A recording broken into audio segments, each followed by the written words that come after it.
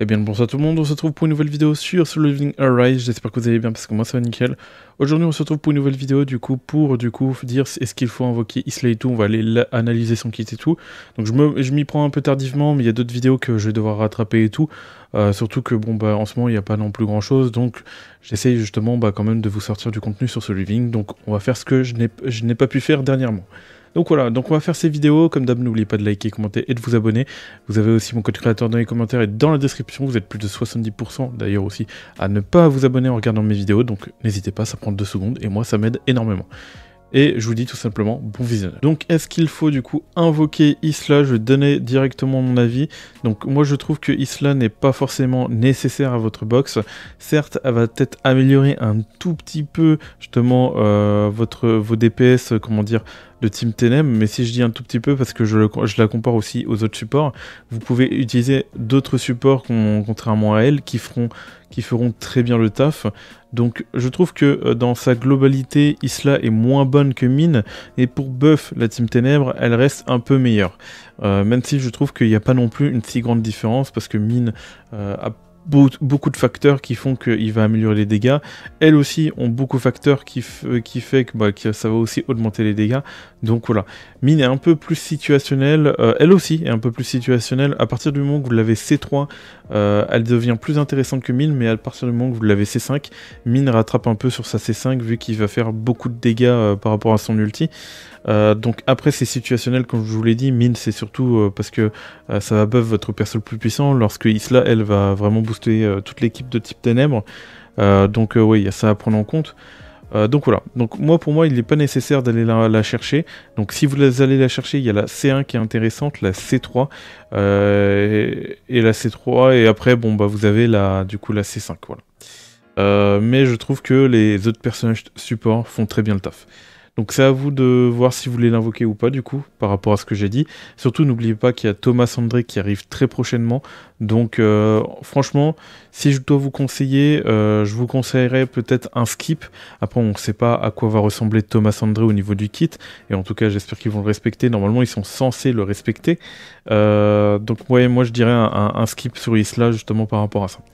Du coup, on va aller analyser le personnage, on va aller comprendre justement le personnage dans son ensemble, et on va essayer de la comparer à Mine et tout, enfin à d'autres personnages support pour essayer de faire un peu la différence. Apportez aussi dans le respect bien évidemment peut-être vos idées, enfin ce que vous en pensez du personnage et pourquoi aussi, pourquoi vous pensez peut-être qu'elle soit meilleure que d'autres. Et comme ça moi ça me permettra aussi de revoir mon jugement, voilà. Donc je suis libre à... Voilà. Donc actuellement c'est vrai que je l'ai stuffé gardien sylph, vous pouvez aussi la stuffer en bénédiction. Actuellement j'avais pas de personnage justement stuffé gardien sylph pour le BDG, boss de guild, donc j'ai décidé de le mettre sur elle. J'aurais pu très bien le mettre sur Bedin Fisher, mais bon j'ai décidé... En vrai j'avais déjà du stuff, après je peux switch à tout moment, je verrai bien. Et je pense que oui, il faudrait que je me remette à jour par rapport à ça. Bref, on parle du personnage, pas du BDG. Du coup, au niveau des compétences, j'ai pas du coup amélioré ça. Alors, au niveau des compétences, Prenière, on peut voir qu'elle fait des dégâts plutôt ok au niveau justement de son attaque de base en soi, en tant que support. Elle va surtout faire aussi, comment dire, de l'attaque en fonction de la défense, du coup. Donc il faudra la stuffer en défense. Après, c'est pas ça qu'on va stuffer en général. Enfin si, on va stuffer ça en général pour une montée des stats, vous allez voir. Mais voilà. Au niveau de la core attaque, c'est une attaque voilà, plutôt ok. On va voir surtout les dégâts, là c'est ok. Là aussi c'est ok, enfin c'est bas quoi, c'est pas non plus énorme. Là c'est pas non plus énorme aussi. Là aussi c'est pas énorme. Et l'ulti aussi n'est pas aussi énorme. Donc on reconnaît bien là un support. Si jamais, ici là je pense à le dire, c'est un support polyvalent en tant que défense et personnage offensif. Voilà. Et plus ça va faire du debuff. Voilà. Donc voilà. Au niveau de l'attaque de base, elle va rien faire, mais alors un petit truc par rapport à son passif, on ira voir juste après.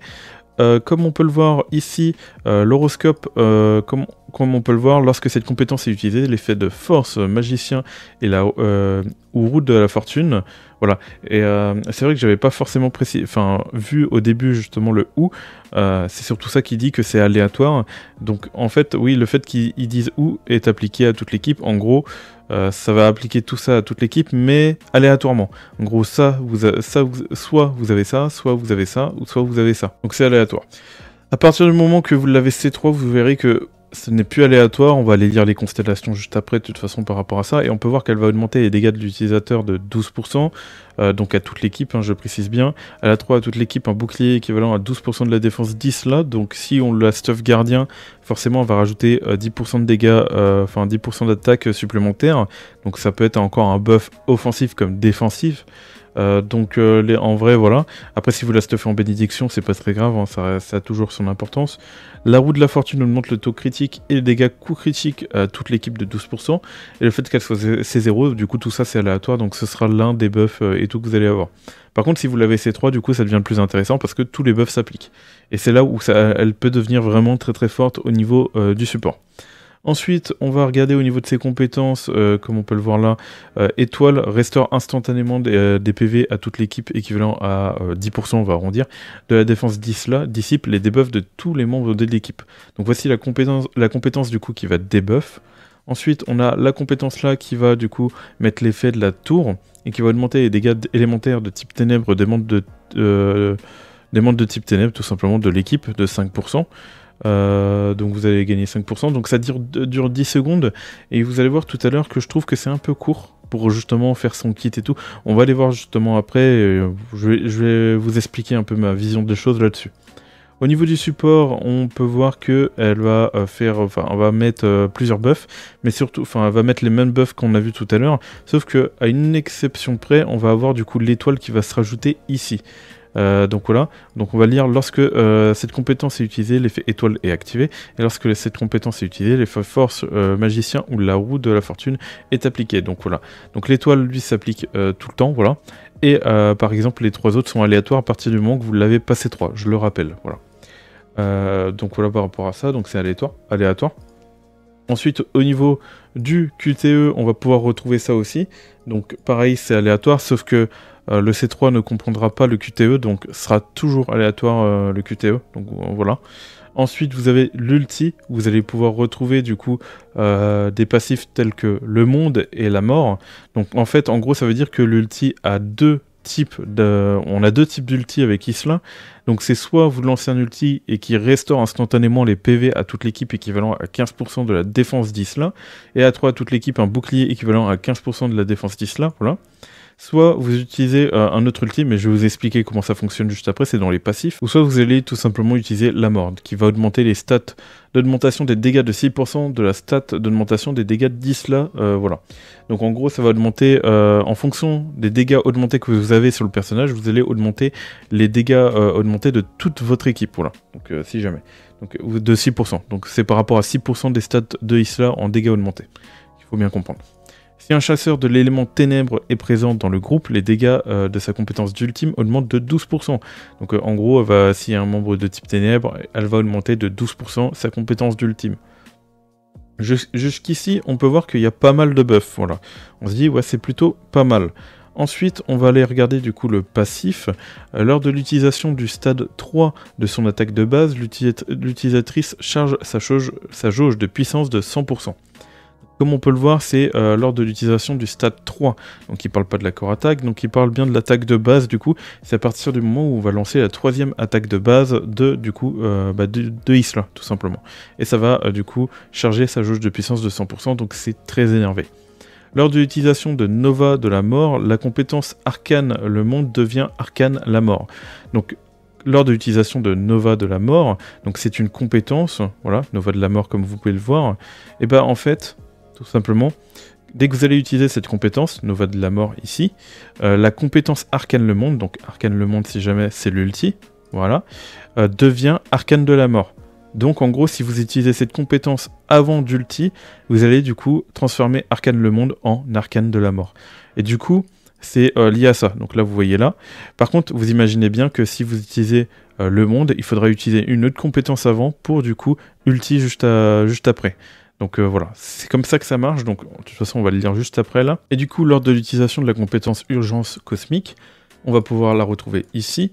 La compétence Arcane la mort devient Arcane le monde. En gros, ça veut dire que en utilisant cette compétence, vous allez utiliser du coup la première, du coup le monde qui est plus défensive, donc qui va du coup restaurer les PV de 15% et le bouclier.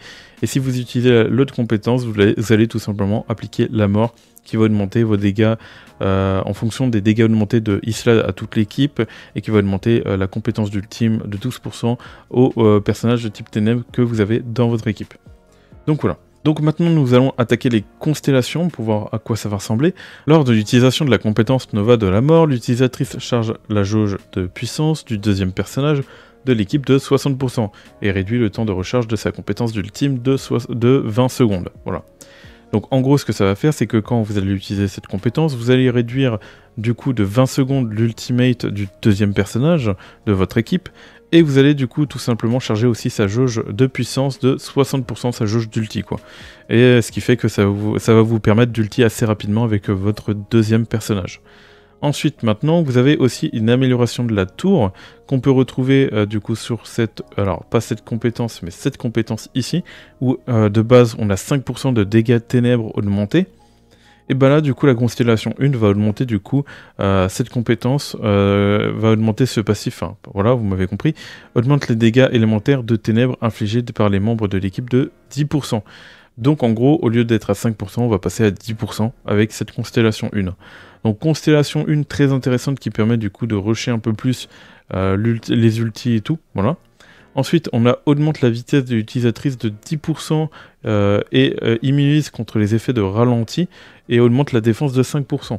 Donc là, en gros, ça va augmenter la vitesse de 10%, donc voilà, ok. Je trouve pas non plus ça incroyable, enfin, à part pour justement, quand on arrive sur le terrain avec elle et qu'on fait l'attaque de base pour avoir justement la stat 3, on peut du coup l'avoir plus rapidement.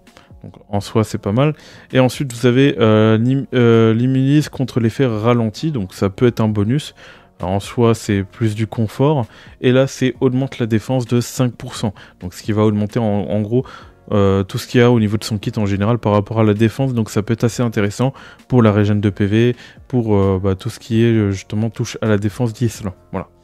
Au niveau de la constellation 3, lors de l'utilisation de la compétence de horoscope, étoile et étoile contraire, les effets de la force, le magicien et la roue de la fortune s'activent. Et là, comme vous pouvez le voir, on n'a plus le petit ou, parce que c'était le magicien ou la roue de la fortune. Et là, c'est le magicien et la roue de la fortune. Donc ça veut dire que sur horoscope, qui est du coup la core attaque, on va pouvoir du coup appliquer tous les buffs. Et sur justement le support, qui est du coup étoile contraire, on va pouvoir appliquer tous les buffs avec Sun Jinwoo, ce qui en fait d'ailleurs l'un des meilleurs supports sur le jeu avec Sun Jinwoo. Donc très intéressant Isla par rapport à ça.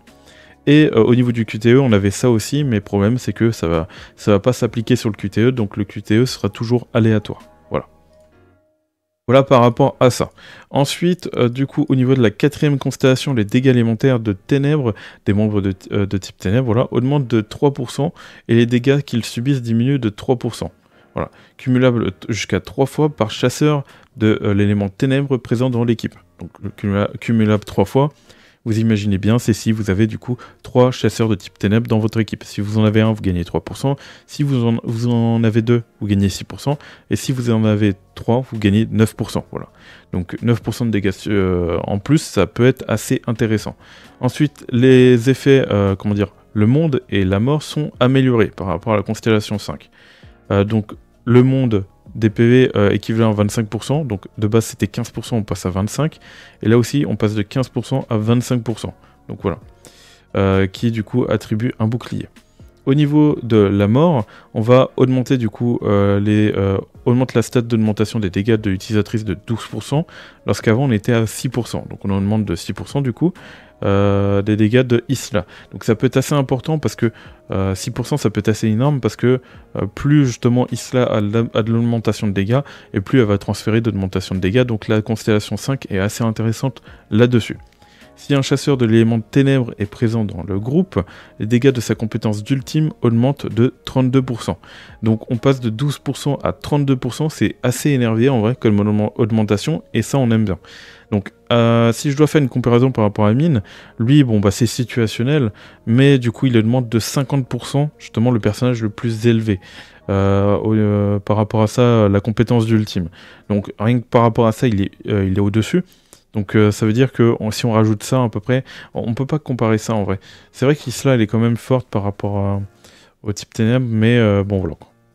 Guide de la mort augmente les dégâts de 0,2% chaque fois que les PV de la cible baissent de 1% cumulable jusqu'à 16%. En gros, vous pouvez aller jusqu'à 16% sur l'augmentation des dégâts et tout. Donc durée 16 secondes. Voilà, donc en gros il faudra descendre au minimum 80, enfin au maximum 80% des PV du boss si vous voulez atteindre les 16%. Voilà, voilà à peu près le taux qu'il faut atteindre par rapport à ça. Donc voilà, on a à peu près analysé tout le personnage. Donc ce que je vais trouver fort, enfin si je fais une comparaison par rapport à Mine du coup, ça on peut retrouver ça sur Mine par rapport à sa C5, comme elle bah, c'est sur sa C5 actuellement, qui va du coup augmenter de 50%, donc on est au-dessus. Au niveau de Mine, on va avoir une augmentation des dégâts crit et pas de la hausse de dégâts, surtout que Mine il va prendre 40% de ses stats et elle va prendre 12% de la hausse des dégâts, donc c'est un peu inférieur. Est-ce que c'est équivalent? Je ne saurais pas vous le dire parce que j'ai pas assez théorie-craft le jeu par rapport à ça, donc je pourrais pas vous donner vraiment de réponse. Donc si vous le savez, n'hésitez pas à le dire dans les commentaires. Au niveau de ça, on monte jusqu'à 16%, donc c'est petit à petit, donc ce sera pas d'un coup. Donc ça, on peut dire que c'est un plus par rapport à Isla qu'on va pas forcément retrouver sur Mine. Mine, il faut pas oublier qu'il va aussi mettre, comment dire, une réduction de dégâts, enfin une réduction sur le boss de 15%. Donc on peut peut-être justement remplacer par rapport à ça. Bon, on va essayer de trouver autre chose. Voilà, on a celui-là. Donc lui, c'est plus réservé à l'élément ténèbres. Donc voilà. Donc si je dois donner mon avis, en vrai, les deux se valent. Les deux se valent entre Isla et Mine. Mais en termes de personnes ténèbres, on va pouvoir avoir un peu plus de bonus, tels que 10% de dégâts de ténèbres par rapport à la compétence là. Par rapport à l'ulti, pareil, c'est situationnel sur Isla, donc c'est 32%. Si vous avez un personnage du coup ténèbres dans votre équipe, du coup ça va le booster ses dégâts de type ténèbres. Donc en soi, les deux sont situationnels, quoi. Voilà. Donc en termes de buff et tout, en général, voilà, en plus elle apporte 60% de recharge d'ulti et tout. Donc non, en vrai, Isla est vraiment intéressante, mais Mine l'est tout autant. Isla va vraiment avoir un avantage par rapport au type ténèbres, mais pas non plus un gros avantage, quoi, je trouve. Parce que je trouve que c'est un peu kiff-kiff quand même. C'est un peu kiff-kiff. Là où je trouve Isla forte, ça va être par rapport justement au support par rapport à Sung. C'est le fait qu'elle va appliquer autant de buffs sur Sung. Donc on n'a jamais eu un support justement qui appliquait tous ces buffs. Donc le fait d'ailleurs de la stuffer en gardien, ça va être intéressant. Du coup ça va mettre un bouclier sur Sung. Du coup ça va mettre 10% des dégâts supplémentaires par rapport au stuff gardien. En plus ça va augmenter les dégâts de l'utilisateur de 12%. Et en plus vous allez augmenter le taux critique et les dégâts critiques de 12%. Donc très fort au niveau du support, et franchement je trouve que c'est la meilleure par rapport à Sung. Ensuite, par rapport au reste, je trouve que elle va buffer un tout petit peu plus du coup la team Dark par rapport à un Mine ou autre, mais par contre en termes de globalité, si on prend pas les stats justement de type ténèbres où elle booste en type ténèbres, Mine va être plus intéressante. Enfin, Mine va être plus intéressant. Voilà, je laisse donner votre avis par rapport à ça, c'est à peu près mon avis. Donc un personnage bien, mais pas non plus ultra incroyable à aller chercher, à part justement pour le support de Sung, qui peut vraiment apporter pas mal de choses. Donc c'est à vous de voir ce que vous en pensez. N'oubliez pas qu'il y a Thomas André qui arrive très prochainement, donc n'utilisez pas vos invocations forcément sur Isla, surtout si vous avez déjà Mine ou autre, si vous avez déjà plein de supports. C'est pas nécessaire, voilà. En tout cas, voilà, c'est la fin de cette vidéo. J'espère qu'elle vous a plu, qu'elle a pu vous aider. Si jamais vous n'êtes pas d'accord justement avec ce que je viens de dire, n'hésitez pas à en faire mention dans les commentaires et à me dire pourquoi surtout. C'est surtout ça que j'ai envie de savoir. Et puis voilà. En tout cas, je vous dis tchuss pour de prochaines vidéos et de prochains lives. C'était Virtual. Bye tout le monde.